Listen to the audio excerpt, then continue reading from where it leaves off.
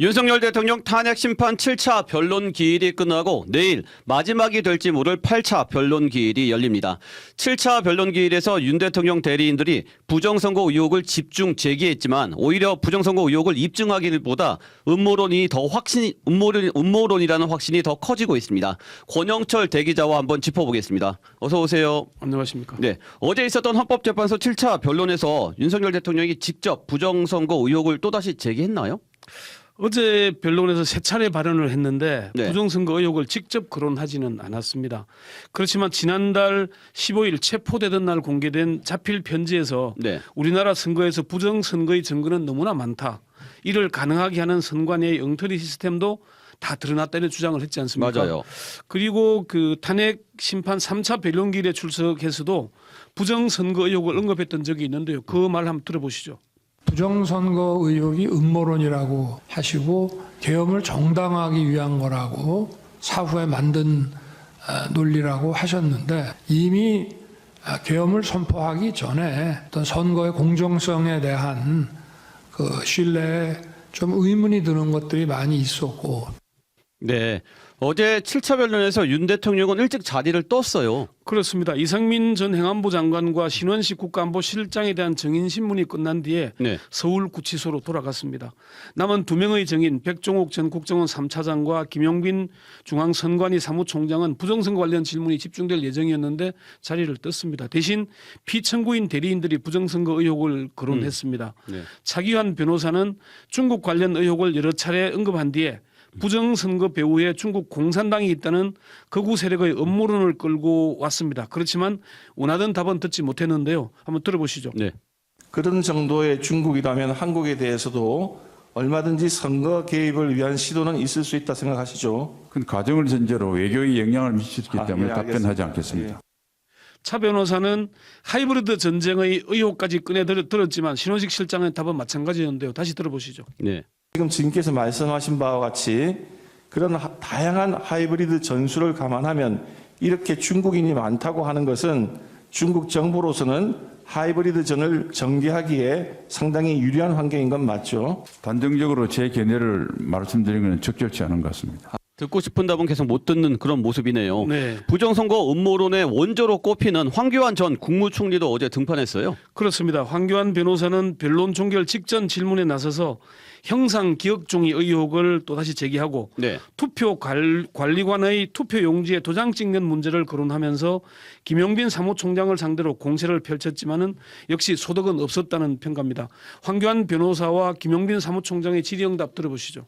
법에 명백하게 투표관리관의 사인, 개인의 도장을 찍도록 돼 있어요. 그걸 규칙으로 바꿀 수 있습니까? 실질적으로 이 행정적인 절차에 관한 규정이라고 봐서 법원이나 헌재에서 이에 대해서 합법적이 불법이 아니라고 지금 판단이 났습니다. 이 사안은. 가사, 판결이 났다 하더라도 마음대로 바꿀 수 없는 거예요. 법은 살아있는 겁니다. 결국은 대법원 판결하고 헌재의 결정을 부인하시는 것밖에 안 되는 겁니다. 그 법이 주장은. 우선입니까? 판결이 우선입니까?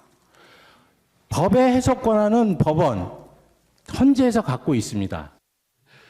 청구인 쪽, 그러니까 국회 쪽에서는 부정선거 주장에 대해서 어떤 질문을 했습니까? 청구인 쪽에서는 탄핵 심판 프레젠테이션에서 정상적인 대통령이라면은 제보받은 증거를 수사기관에 제공하고 그렇죠. 수사기관의 수사와 법원의 판결에 따라 처리할 것이라는 입장을 밝혔습니다. 네. 그렇지만 윤 대통령은 수사기관에 수사를 요청한 적도 없고 객관적이고 명확한 선거 부정의 증거를 제시하지도 않고 있습니다.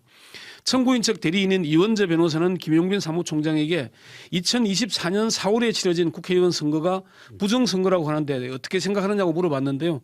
김용빈 사무총장의 답변 들어보시죠. 조금이라도 감추지 않고 투명하게 공개하는 것이 좋겠다는 생각 때문에 몇 가지 제도, 예를 들어서 CCTV 그 영상에 대해서 24시간 공개를 한다든지 아니면은 지금 그 개표 과정에서 실제적으로 천천히 그 찍힌 투표용지를 제대로 소위 참관인들께서 감시할 수 있도록 수검표 제도를 도입한다든지 그런 절차를 취해 왔기 때문에 그렇게 함에도 불구하고 계속적으로 이 선관위의 이 선거관리 제도에 허점이 있고 그로 인해서 부정선거라고 생각하시는 국민들이 있으시다고 하는 그런 부분들이 총장으로서는 굉장히 안타까울 뿐입니다. 네. 윤 대통령이 지난해 그러니까 국회에서 탄핵이 의결되기 직전인 네. 12월 12일 담화를 통해서 형법상 간첩죄를 언급하기도 했는데 어제 변론에서도 거론됐다면서요. 그렇습니다. 먼저 지난해 12월 10일 있었던 윤 대통령 담화 잠시 들어보시죠. 현행 법률로는 외국인의 간첩 행위를 간첩죄로 처벌할 길이 없습니다. 이러한 상황을 막기 위해 형법의 간첩죄 조항을 수정하려 하였지만 거대 야당이 완강히 가로막고 있습니다. 그렇지만 이 말은 사실이 아닙니다. 네. 국회 측 대리인 서상범 변호사와 신원식 실장의 질의응답 들어보시죠. 네, 형법 제98조의 간첩죄 적용 범위를 적국에서 외국 그리고 외국인 단체 등을 확대하는 개정 법률안을 여당뿐 아니라 야당 의원들도 발의한 사실 알고 계신가요? 네, 최초에 그렇게 발의한 걸로 알고 있습니다. 실제로 지난해 11월 13일 국회 법사위에서 법안심사 1소위에서는 간첩죄 적용 범위를 적국에서 외국으로 확대하는 형법 개정안을 의결을 했습니다. 네네. 간첩법 관련 개정안이 국회 소위를 통과한 것이 헌정사상 처음 있는 일입니다. 간첩죄는 1953년 형법 제정 당시에 신설된 이후 71년 동안 단 한 차례도 개정되지 않았거든요. 네. 다만 법사위 소위를 통과한 간첩죄는 아직 법사위에 상정되지 않고 있는데요. 정청래 위원장은 여러 가지 조정할 필요가 있고 공청회 등 수기 과정을 거치자고 해서 보류된 상태이지 야당이 막았다거나 무산된 건 아니다 이렇게 설명을 하기도 했습니다. 네, 그렇군요. 오늘은 여기까지 듣겠습니다. 권영철 대기자 수고하셨습니다. 지금까지 CBS 박지환의 뉴스톡이었습니다. 노컷으로 보는 뉴스의 새로운 기준. 지금 알림과 구독 설정하시고 함께하세요.